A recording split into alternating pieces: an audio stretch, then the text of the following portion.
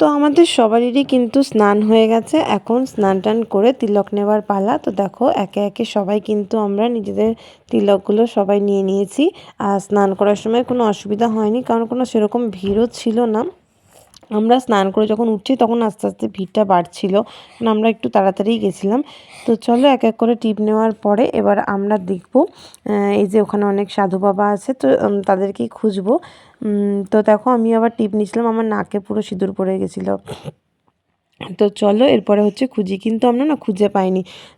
ভিডিওতে বা মোবাইলে অনেক কিছু মানে অনেককেই দেখেছিলাম, কাটা বাবা, তারপর আরও এক হাত তুলে থাকে সেই বাবা, কিন্তু তাদের কাউকেই দেখতে পাইনি, কারণ তারা ভেতরে ঢুকেছিলেন। ওনারা স্নানের দিনই একমাত্র বেরোন স্নান করার জন্য, যেটা শুনলাম। তো যাই হোক, আমরা আশেপাশটা বেশি ঘুরিনি, কারণ তাড়াতাড়ি আবার আমাদের বেরোনোর ছিল। তো চলো আবার দেখা হবে নেক্সট টাটা।